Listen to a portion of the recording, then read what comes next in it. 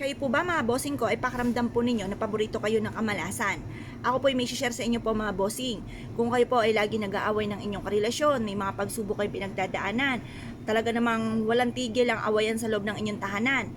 Kailangan nyo po nito mga bossing upang sa gayon matigil na po yung mga pag-aaway na yan.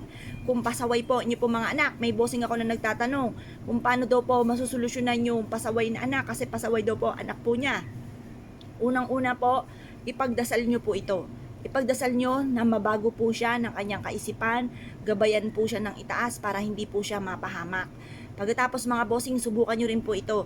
Kasi ito pong sile mga bossing ko, strong relationship ng family. Mantaboy po rin ito ng kamalasan mga bossing para layuan na kayo ng mga kamalasan at puro swerte ang dumating po sa inyo. Pero lagi po tatandaan mga bossing, wala pong taong walang problema. Lahat po yan ay dumadaan sa mga pagsubok. Kaya kailangan po natin ng bukod po sa panalangin ng taimtim, ay subukan po ninyo ang mga gatong mga pamamaraan para masolusyonan ang mga problema. At kung kayo po mga bossing ko ay napakarami mga pagsubok na pinagdadaanan, walang imposible mga bossing, lalo-lalo na kung ikaw po ay masipag. Subukan nyo po ito mga bossing, at kayo po mga bossing ko ay lalo-lalo na kung kayo po ay hindi nakakalimot magdasal, yan ang numero 1. Tapos sabayan nyo po ng ganito. O, kumuha po kayo mga bossing ko ng isang shot glass, isang maliit na baso. At pagkatapos mga bossing ko, ilagay nyo po ito mga bossing ko ang ating sili.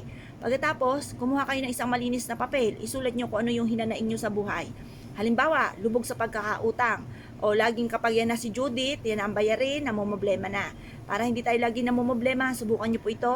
Tapos sabayan lalo ng sipag at syaga, pananalig sa mahal na Panginoon. Kung kayo po may problema sa inyong karelasyon, may mga tuksong hindi maiwasan, subukan nyo rin po ito.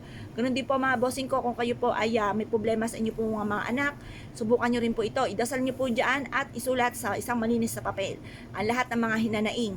Pagkatapos, halimbawa ikaw po ay lagi na pagchichismisan, yung mga chismosang niya na walang magawa sa buhay nila at ayaw asikasuhin ay problema nila. Pero alam nyo po ba, ang mga taong chismosa, yan po maraming problema po yan. Kaya yung ibang tao kanilang iniintindi, ang kanilang chinichismis para malayo-layo yung kanilang kaisipan sa kanilang mga problema, para malibang po sila. Pero yan po, maraming problema po yan kasi minsan ako naging chismosa kaya alam ko po yan. Ngayon pa mga bossing, pero totoo po yun. Naglilibang-libang sila sa ibang tao para makalimutan ang kanilang mga problema. Ngayon pa mga bossing, subukan nyo po ito para malayo ka sa kanila. Pero lagi nyo po tatandaan, kung ikaw ay nachichismis, ibig sabihin artista ka sa kanilang paningin. Kapag sila ay naiinggit sa inyo, ibig sabihin higit ka kesa sa kanila. Mas mainam na ikaw ang nakakainggitan kesa ikaw ang naiinggit. Ibig sabihin, higit sila sa iyo pag ikaw naman ang naiinggit. Kaya lang po, kailangan meron tayong proteksyon upang sa ganun. Manalangin man sila ng masama, gumawa man sila ng kasamaan, ay talbog kagad sa kanila. Hindi tatalab sa inyo, kaya kailangan nyo ng proteksyon. Isulat nyo na lahat-lahat ang mga nais po ninyo na maganap sa buhay po ninyo at ilagay sa baso na kagaya na akin nabanggit, sa isang shot glass o sa isang maliit na baso. Ilagay nyo rin po ito mga bossing, at pagtapos ay ibilad ito sa sinag ng araw makalipas ang alas 8 ng umaga. Ilagay nyo po ito at yung baso nga po ninyo na may ipit na mga wishes sa mataas na lugar kagaya ng altar.